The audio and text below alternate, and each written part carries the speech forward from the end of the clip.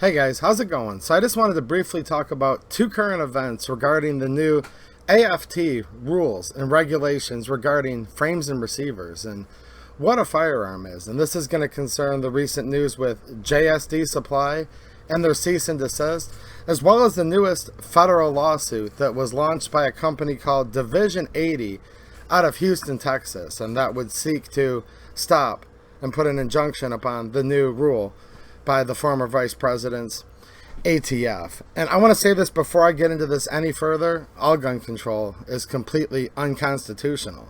Literally, the Second Amendment says the right to keep and bear arms shall not be infringed, and it meant what it said back then, and it still means that today. But we find ourselves in a situation where we have the National Firearms Act of 1934, the Gun Control Act of 1968, and Marbury v. Madison. All laws that are repugnant to the Constitution are void. But let's get into these articles and talk about this topic. So I'm going to link to these two articles down there in the description from AmmoLand, and they're both written by my friend John Crump News on YouTube. And he's actually going to be a special guest on my live stream tonight on YouTube. So make sure you catch that live. I'm going to have a conversation with John about these things, and you guys can ask him questions if you're there in the chat. If you're watching this later, come back and check out that stream on replay. I think it'll be a good time tonight. So, JSD Supply. Let me just say this before I even get into this. They were not raided. I literally just talked to John Crump on the phone. No ATF agents raided them. They did not seize any inventory from them. They also did not seize any customer records, and they did not shut down their business. So I just want to tell you guys that right away, because I have had questions about that, and Jordan Vinro's not just going to hand over records, and nobody tried to take any customer records. So hopefully that puts some of you at ease and gives you a little peace of mind as far as that goes. But what the AFT did do is a far overreach, and this is supposedly something different than the new rule, which was supposed to go into effect on August. Is this a coincidence that this new rule was proclaimed, and then all of a sudden they come in and cease and desist, saying stop selling certain items? You guys can make up your mind and tell me what you think down there in the comments, but I don't know. How much coincidence are we supposed to believe in nowadays? I'm just going to go through and give you guys a quick highlight of this article by John Crump, and this is on AmmoLand. This originated from the Philadelphia field office, and I have a copy of the letter right here. I'm going to highlight a few things with that. Links in the description.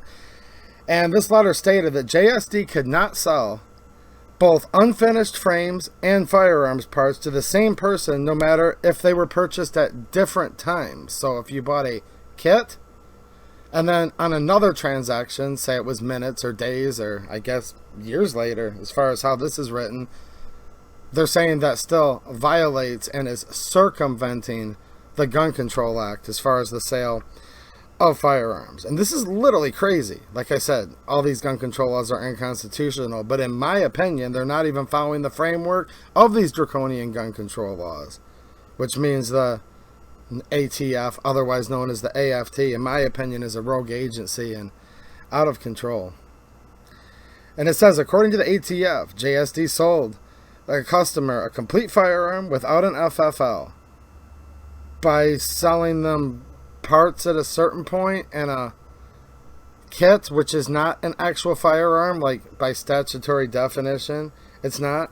No, the ATF does claim this action is independent of the new rule change. So they're saying even if they didn't have the new rule change, they were already going to do this anyways. Now, Crump notes in here that many sites sell both parts and frames, including some of the most famous major players in the firearms industry, such as Brownells and Midway. However, it doesn't indicate whether those companies have been contacted or not. Who knows? Maybe they will be. Well, hopefully not. Now, as of Thursday morning, JSD took their site offline, and they're going to wait to receive the legal advice on how to move forward. I mean, this is the ATF writing them a letter. They need to make sure all their ducks are in a row. But from what I understand, the ATF did not order them to take the website down. They just did that out of abundance of caution, looking out for their business naturally, but knowing Jordan, I'm sure also to look out for all of the customers and all of the interest of all the people that he's done business with over the years. So JSD did take the site down on their own. There's a message on their site. If you go there, you can read that. And they're obviously working with their legal counsel and are going to come up with a plan to move forward. Now, here's the crazy thing. JSD products have opinion letters from the ATF stating the items in question are not firearms. Now, the new rule says that all of those letters would basically be void, that they would have to apply for new letters, but I thought the new rule didn't go into effect for 120 days. I'm not a lawyer. I'm just a guy trying to reason this out in my head like all of you, but that's kind of crazy, right? That there's a new rule, unconstitutional, it's an interpretation of unconstitutional law, but here's where we are. But that rule doesn't go into effect for 120 days, but they're saying they're doing this independent of the new rule. The ATF is this new cease and desist, but he has current approval letters that, in my opinion, wouldn't be voided, his current approval letters, until the rule were to go into effect, which is August, and we're sitting here in May. Let me know if somebody else has that figured out, because I don't.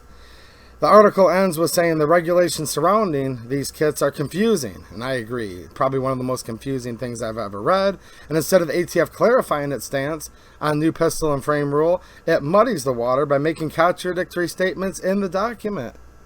So this contradictory document that's not supposed to go into effect until August, it looks like, in my opinion, they're using that, but they claim no, it's independent of it, but he has approval letters that, as of right now, as far as I know, are still valid. Yeah, that's crazy. But the moral of the story is, not rated, did not give up customers' files. The ATF was not even in the building, from what I understand. And the fact that they were not rated and it was a cease and desist, that was given to me not only through this article, but personally on the phone in a recent phone conversation with my friend John Crump, the author of these articles. One other thing that's kind of tied into this, and that's as far as the new frames and receivers rule from the ATF. This is the first lawsuit that's been filed to try to stop this, and this is from out of Houston, Texas, from a company called Division 80, and they filed suit recently against the ATF, claiming the new rules would put it out of business. The company was formed in November and didn't have a website. The company claims to be a manufacturer of these kits.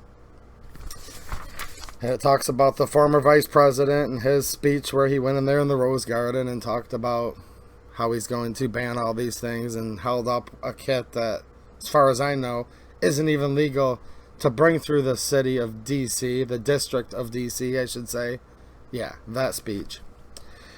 Division 80 also points out that these new regulations are vague. The company claims the new rule is arbitrary, capricious, and an abuse of discretion. I agree with them on that. The sentiment is shared across the firearms industry. Instead of the new rule clarifying the ATF's opinion on unfinished frames, it muddied the waters. This is a different article, but this just goes to show that this is what's going on here and how crazy this new rule truly is. Division 80 also referenced the ATF revoking all opinion letters. There you go. Division 80 has put together an all-star team, though, the article says, an all-star legal team to take on the government. Co-counsel for the plaintiff is Corey Liu. Mr. Liu is a high-priced attorney that was the assistant general counsel for Texas Governor Greg Abbott. He is seen as an all-star lawyer in many conservative legal circles. So I'm not real familiar with this Division 80 company. I think Crump's going to have news coming out on that soon. He told me who they really are, but I'm not going to scoop his story, so stay tuned to John Crump News on YouTube and on AmmoLand. He's going to tell you who that is, who's behind this Division 80 company, which is pretty cool.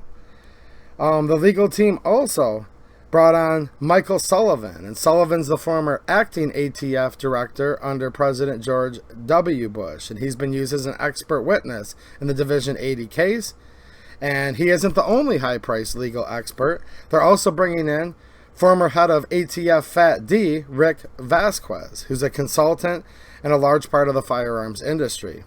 And he oversaw Fat D when the department issued the opinion that the bump stock did not make a rifle a machine gun. He still believes that the reclassification of bump stocks under the Trump administration was wrong. So they have an all-star team. They're fighting it in court.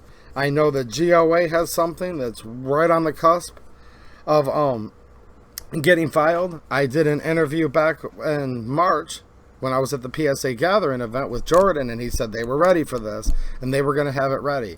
I also now know that they're still working through that, so we're going to see stuff from GOA soon. And as of right now, Division 80 is asking for the federal judge to block these new regulations. We're going to talk more about that on my live stream tonight with the author of these articles, John Crump. So make sure you guys turn on your notifications for the channel and look forward to that stream later. All right, thanks for watching and have a good one.